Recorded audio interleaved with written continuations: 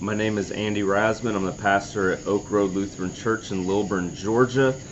This past Sunday, I did an introduction to a Bible study that will look at Zechariah's visions in chapters 1 through 8 of Zechariah. So to kick off that study, I gave a presentation on apocalyptic literature, because those visions in chapters 1 through 8 of Zechariah are labeled as apocalyptic literature.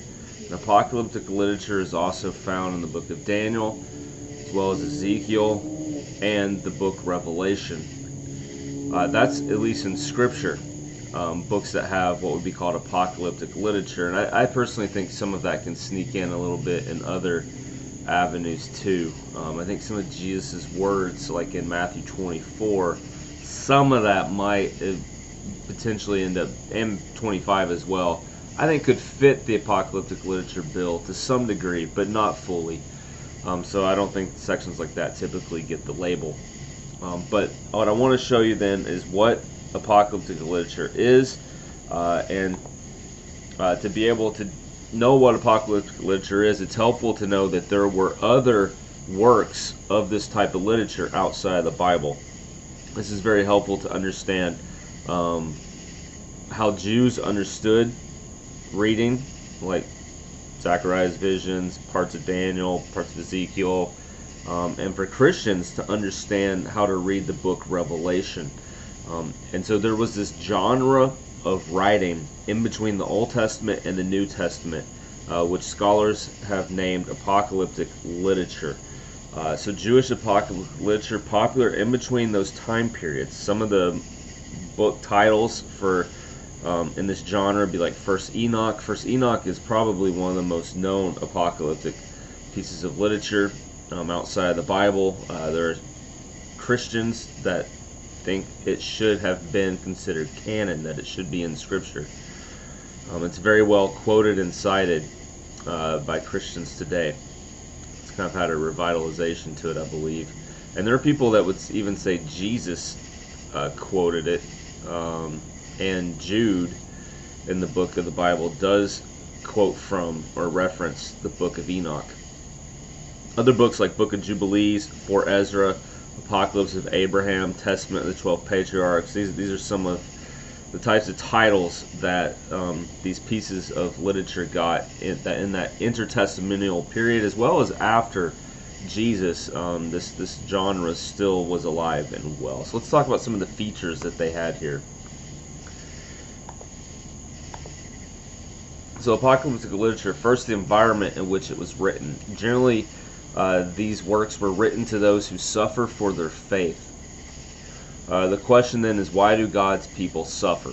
And so if you think about the intertestamental period, the Jews had lost control of the Promised Land. They were under Greek rule, then Roman rule. At one point in time, the Greeks had control of the temple, and the temple was completely desecrated, and they had to fight a battle to win it back. So, I mean, there was a lot of suffering going on for the Jews. And so they want to know, well, why are we as God's people suffering? These books were written at that time period with the understanding that prophecy had ceased. So they recognized that they were not getting any prophets. Prophecy had ceased. And so they wrote these books as a form of encouragement to God's faithful people, and they chose to write them under a great name of old. So if you think back to those titles that I gave earlier, you had people like Enoch in it. Well, Enoch, very kind of mysterious figure in the Old Testament, but he never died. So from what we see in Scripture, he walked closer to the Lord, and then he was no more, didn't die. He pulled an Elijah, from what we understand. Actually, God gave him an Elijah event, so where he didn't die. And so his name is one attributed. You saw Abraham in there, the patriarch. So it's these people who have weight and authority to their name. And so you get a letter that you know they didn't write, because clearly they've been dead, or in Enoch's case, have left Earth a long time ago. And you get this letter that suddenly emerges, and the idea is like, okay, it has some weight, has some significance due to the name attributed to it. So you pay attention to it, and you listen to the words. Here are some of the features of apocalyptic literature. They had special revelations, so visions, dreams, things along, or special messages from angels, things like this. Eschatology, dealing with the end times. So, what is happening at the very end? The age we live in is evil, but God will intervene. This is a large theme, and so we can kind of get the grasp of that in our day and age when the world we're in is very evil, things are very bad. It's very easy for us to think this is the end. It's coming. The end is soon because things are so bad. And so that was God's people in their suffering, and so they wrote these books with the end time in mind and to remind people that God will intervene. The works were very deterministic, showed that God is in control. So despite the fact that we, God's people, are suffering right now, God is ultimately in control. If you think to the book of Revelation, you can see this with the seven seals. Who was opening the seven seals? It was the Lamb. It was Jesus. And with each seal that was opened, calamity came upon the earth. And so that would be showing the readers that God is in control despite what the natural disasters and calamities and wars that are going on right now. He's in control here. The books were very dualistic, so no gray. You're either in faith or not in faith. You were God's people or you were not. And if you are not part of God's people, in the end, you will get justice or the wrath of God poured upon you. If you're God's people, you get salvation.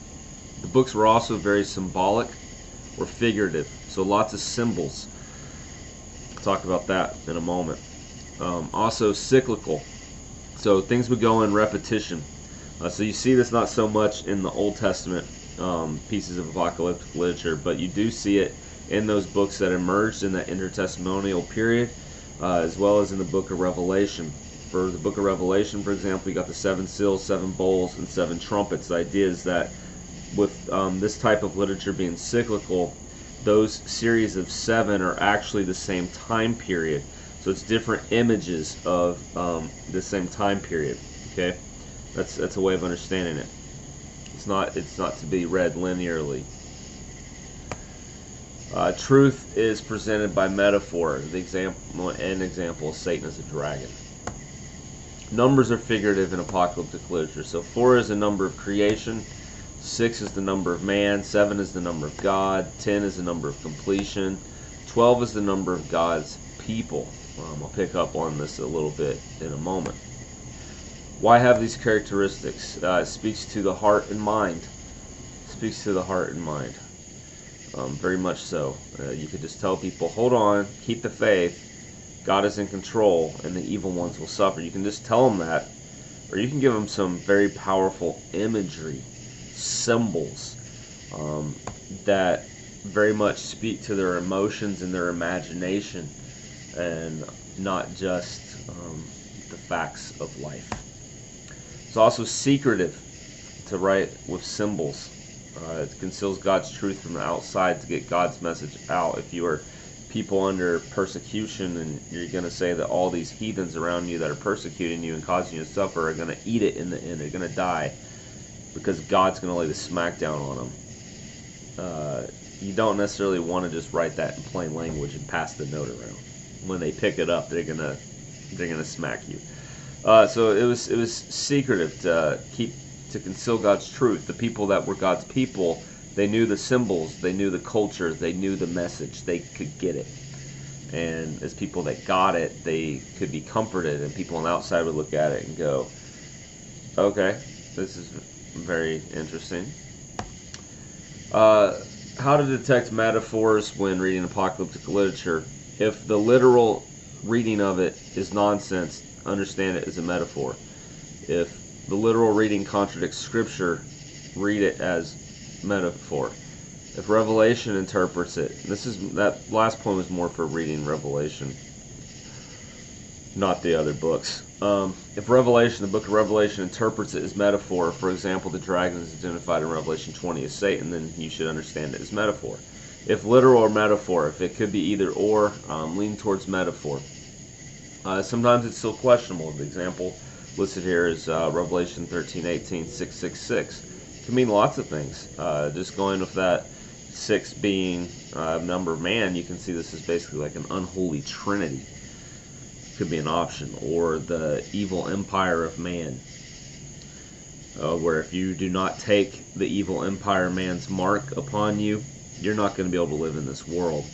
But those that are sealed by the mark of the Lamb, they will be able to survive through this world into the next. Old Testament is where John gets his metaphor. So reading the book of Revelation, most of the symbols, most of the metaphors, most of the figures are all drawn from the Old Testament. We just don't really know our Old Testament imagery that well, so we don't pick up on it, or we don't know the culture of the time to understand what some of these images were pointing towards. Some examples of symbolism. Revelation 1:13, in the midst of the lamp stands one like a son of man. So Jesus Christ is present with his people. Revelation 2:17, I will give him a white stone. White stone is an innocent verdict, whereas a black stone is a guilty verdict. This is how verdicts were cast in a Roman court. So if you knew that, and you get this, that he who holds on till the end is faithful till the end, he gets a white stone. Awesome. He's found innocent by Jesus. Revelation 4:3, jasper and carnelian.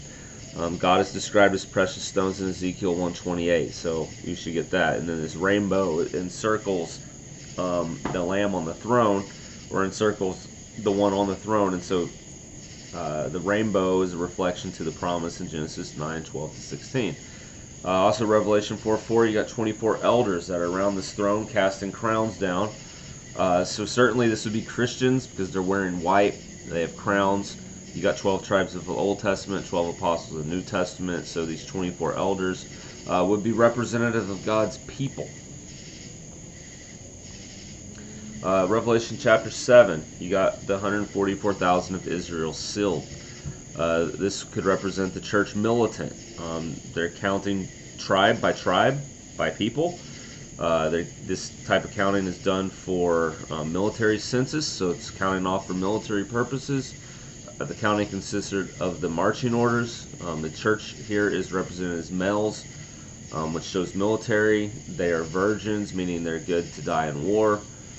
They're undefiled. They're Nazarites, meaning they're absolutely dedicated. And so the 144,000, man, I forget how this number came about, but I should have looked this up more before making this video, but it's like 12.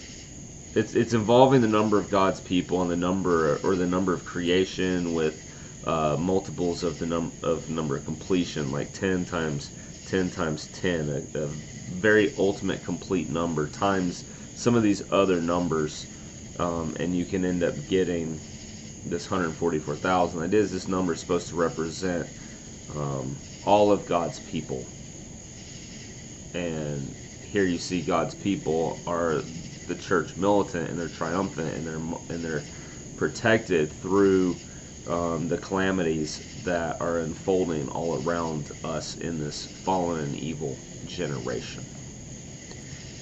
Anyways, guys, that's an introduction there to apocalyptic literature. Those were notes that I took from a class back in 2005 at Concordia University, Irvine, that was taught by Mark Brighton. His dad wrote a commentary on the book of Revelation. I believe his name was Lewis Brighton. But it's a very well-respected commentary, and it goes through interpreting the book of Revelation with this understanding that I just laid out of the book being apocalyptic literature. So it definitely, when you approach the book as apocalyptic literature, you're going to come through with a different interpretation and application than if you were to approach it as maybe in some other form, right? Not recognizing the symbols, not recognizing where the symbols come from, not recognizing that the book is cyclical in nature. Sometimes not even recognizing the opening line, that this is a book of revelation of Jesus Christ. The book is revealing Jesus and not revealing, say, the Antichrist or something along those lines. So you need to approach the book in its type of genre to best be able to interpret it and then apply it. And so understanding apocalyptic literature, its features, I'm going to move into having a study through the visions that Zechariah received, because those visions, chapters 1 through 8 of Zechariah, are labeled apocalyptic literature. And so we'll see understanding some of the features there that we just covered in apocalyptic literature, and see how they turn out in Zechariah's visions and how we can apply them to ourselves in this life. Peace in Christ. God bless.